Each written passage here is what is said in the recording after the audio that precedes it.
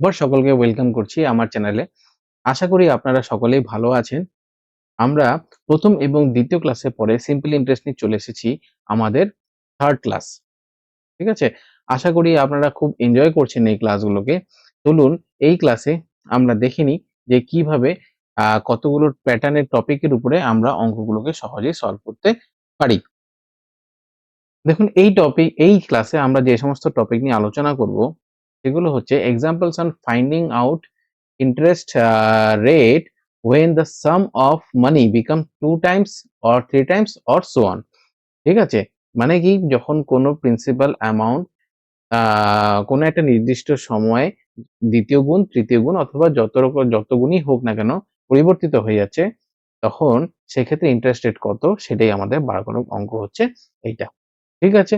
এবার চলে আসছি 2nd নাম্বার আমাদের প্যাটার্ন কিরকম অঙ্ক প্যাটার্ন আমরা এই ভিডিওতে আলোচনা করব। সেটা হচ্ছে dividing principal for different time span and interest to gain same amount. ঠিক আছে? কেউ কি করে আমাদের অনেক সময় অনেকের কাছে যে পরিমাণ সেভিংস থাকে সেটা এক জায়গায় ইনভেস্ট না করে বিভিন্ন জায়গায় ইনভেস্ট করে। কেউ ব্যাংকে রাখে, কেউ কিছুটা শেয়ারে রাখে। ঠিক আছে?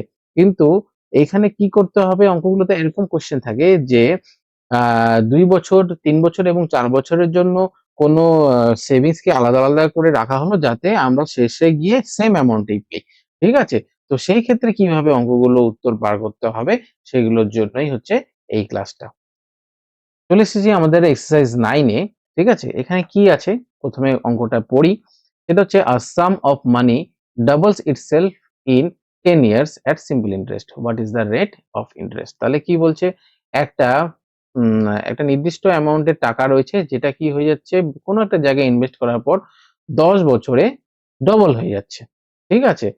সেই ক্ষেত্রে ইন্টারেস্ট রেটটা কত সেটা আমাদেরকে পার করতে হবে। এবার দেখুন অনেক বইয়েই থাকে একটা জেনারেল ফর্মুলা থাকছে। সেই জেনারেল ফর্মুলাটা কি? If a sum of money becomes x times in t years at SI the rate of interest is given by এই যে ফর্মুলাটা আছে সেই ফর্মুলা দিয়ে অনেক অঙ্কের বইতে এই জিনিস সিম্পল ইন্টারেস্ট এর ক্ষেত্রে এই ফর্মুলাটাকে কাজে লাগিয়ে সমাধান করা হয়। কিন্তু আমি ব্যক্তিগতভাবে বলব যদি সিম্পল ইন্টারেস্ট এর অঙ্ক হয়ে থাকে, কম্পাউন্ড ইন্টারেস্ট নয় কিন্তু আমি সিম্পল ইন্টারেস্ট এর কথা বলছি। যদি সিম্পল ইন্টারেস্ট এর হয়ে থাকে তাহলে আপনি এই সমস্ত অঙ্কগুলোকে ৳১ ধরে অনলি ₹1 ধরে অঙ্কগুলোকে করতে পারবেন। তাতে কি হবে? অঙ্কগুলো খুব সহজেই হয়ে যাবে। কিভাবে হবে? চলুন এই অঙ্কটা করি আমি দেখাচ্ছি আপনাকে।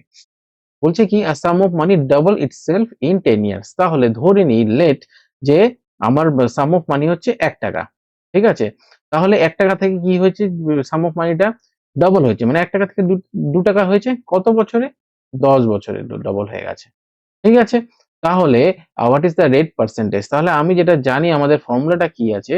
SI equals to PTR/100 তাহলে এখান থেকে যদি আমি বার করি সিম্পল ইন্টারেস্ট কত হবে? ৳১ ছিল প্রিন্সিপাল অ্যামাউন্ট হয়ে গেছে ৳২ তাহলে ২ মাইনাস ১ করলেই তো আমার এটা তাহলে আমার ইন্টারেস্ট বেরিয়ে যাচ্ছে। তাহলে আমার ইন্টারেস্ট কত হচ্ছে? ১ তাহলে এসআই এর জায়গায় আমি বসালাম ১ প্রিন্সিপাল এর জায়গায় আমি কি বসাবো? প্রিন্সিপাল তো আমাদের নো ডাউট ৳১ তাহলে প্রিন্সিপাল এর জায়গায় বসাবো ১ ঠিক আছে? এবার টাইম আমাদেরকে দিয়ে দিয়েছে ১০ বছর। তাহলে মাল্টিপল 10 আর তো আমাদের বার করতে হবে। তাহলে এর জায়গায় থাকলো। ঠিক আছে? হুম? এবার যদি আমি অঙ্কটাকে সহজে যদি সমাধান করে ফেলি, ঠিক আছে? তাহলে আমাদের কত পার্সেন্ট অ্যান্সার আসছে? অ্যান্সার আসছে ১০%। বোঝা গেল?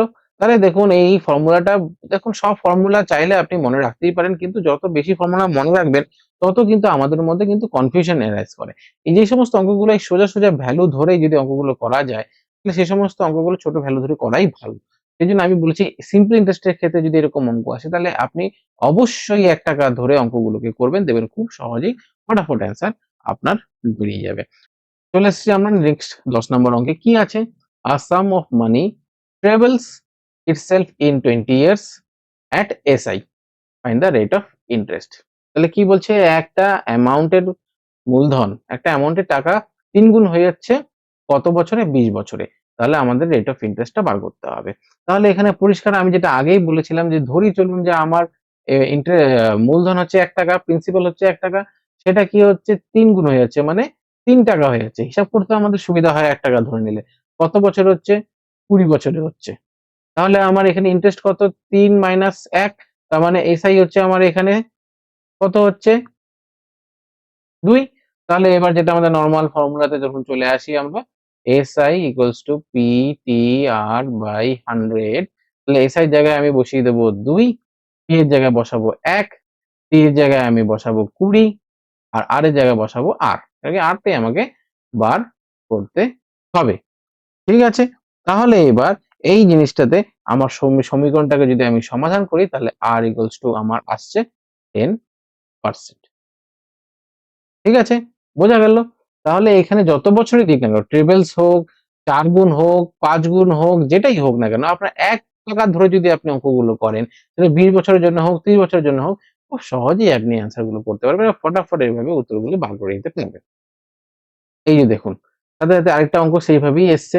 কি বলছে এখানে? What time does the some of money become 4 Times. আগেরটা ছিল, প্রথমটা ছিল ডাবল, এটা ছিল ট্রিপল, এটা হচ্ছে 4 টাইমস হয়ে গেল। এট সিম্পল ইন্টারেস্ট রেট। তাহলে রেট অফ ইন্টারেস্ট কত দিয়েছে? 5% পার অ্যানাম। এখানে আমাকে বার করতে হবে সময়টা। তাহলে কি একটা মূলধনের আ একটা একটা মূলধন কি বলছে 5% সুদ হারে 4 গুণ হয়ে যাচ্ছে। তাহলে কত সময় হচ্ছে? তাহলে অঙ্কটা একটু ঘোরানো আছে। আগেরটা ছিল রেট অফ ইন্টারেস্ট, এখানে হচ্ছে সময়টা আমাকে বার করতে হবে। তাহলে চলুন সেইভাবেই বার করে নিই। ধরে নাও মূলধন আমার ৳1, ঠিক আছে? সেটা কত টাকা হয়ে গেল? 4 গুণ হয়ে গেল মানে ৳4। ওকে? কত পার্সেন্ট ইন্টারেস্ট রেটে? 5% ইন্টারেস্ট রেটে। ঠিক আছে? এসআই আমার কত আসছে? এসআই আমার আসছে 4 মাইনাস 1 মানে হচ্ছে ৳3। ঠিক আছে? তাহলে ফর্মুলায় ফটাফট বসিয়ে দিই। তাহলে ফর্মুলা যদি বসাই, SI equals to PTR divided by 100। কি আসছে? এসআই জায়গায় বসাবো 3, পি এর জায়গায় বসাবো হচ্ছে আমি আ পি এর জায়গায় বসাবো হচ্ছে আমি 1, টি এর জায়গায় তো টি থাকবে কারণ টি আমাদের বার করতে হবে। আর আর কত হচ্ছে? 5% ডিভাইডেড বাই 100। ঠিক আছে? তাহলে এটা যদি আমি সমাধান করি, তাহলে আমার কত আসছে? টি ইকুয়ালস টু 60 ইয়ার্স। তাহলে বোঝা গেল?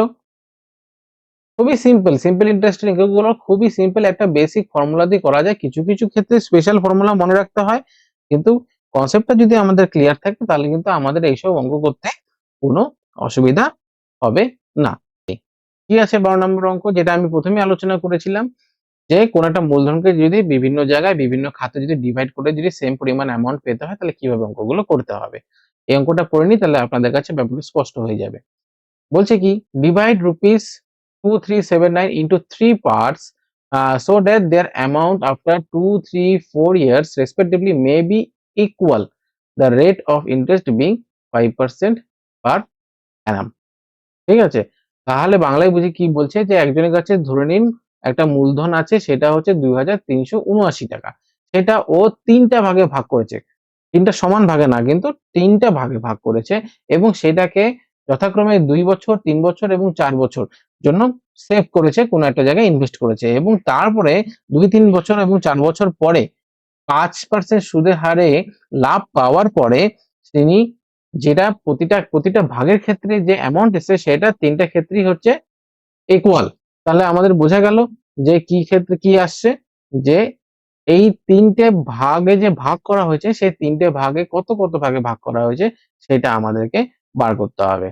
এবার পরিষ্কার কথা হচ্ছে, আমাদেরকে বুঝতে হবে যে যদি আমি ধরে নিই যে 5% পার অ্যানাম করে হয়, তার মানে ৳১০০ ওকে দিতে হচ্ছে প্রতি বছর ৳৫। ঠিক আছে? ৳১০০ যদি হিসাবে আমি ধরে নিই, ৳১০০ যদি কারো মূলধন থাকে, তাহলে ওকে প্রতি বছর দিতে হচ্ছে ৳৫। মানে ১ম বছরে ও ৳৫ ইন্টারেস্ট দেবে, পাবে, এবং দ্বিতীয় বছরে কত টাকা পাবে? আবার সেম ৳৫ ইন্টারেস্ট পাবে।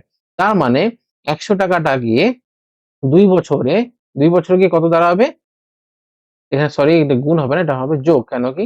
৳৫, ৳৫ করে প্রতি বছর পাচ্ছে। তাহলে ৫ এবং ৫ ১০ হয়ে গেল। তাহলে ২ বছরে গিয়ে ৳১০০ হয়ে যাবে ৳১১০।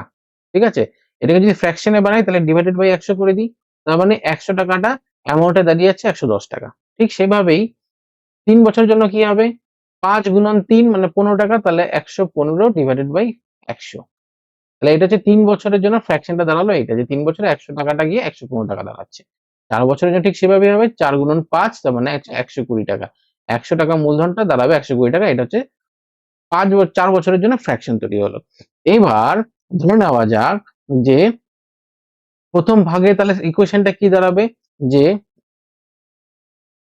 ফার্স্ট পার্টে কত টাকা হবে, ফার্স্ট পার্ট হবে first part multiple 110 divided by 100, ঠিক আছে, ইকুয়ালস টু দ্বিতীয় ভাগটা কি হবে, সেকেন্ড পার্ট মাল্টিপল 115 বাই 100 এবং সেইভাবেই থার্ড পার্ট মাল্টিপল 120 বাই 100।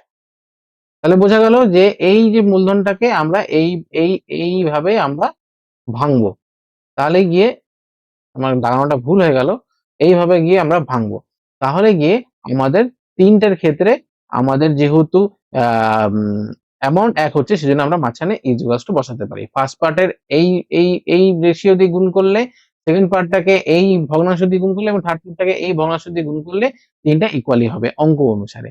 তাহলে এবার আমরা বলতে পারি যে নিচে 100 গুলো কেটে দিলে কোনো অসুবিধা নেই, তাহলে 110 multiple first part equals to 115 multiple second part equals to 120 multiple third part হয়ে গেল।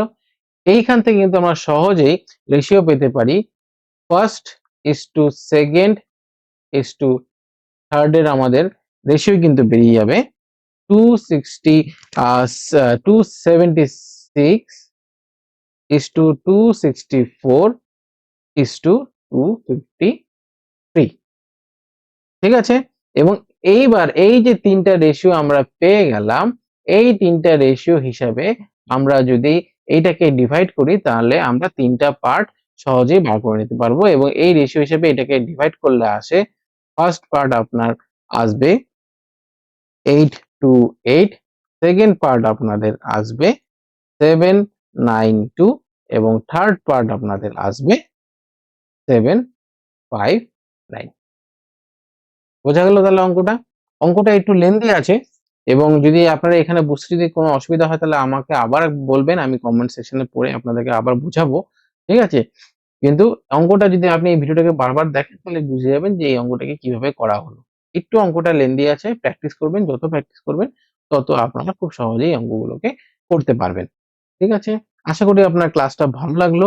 আজকের জন্য এইটুকুই, আবার দেখা হবে পরবর্তী ক্লাসে। ধন্যবাদ।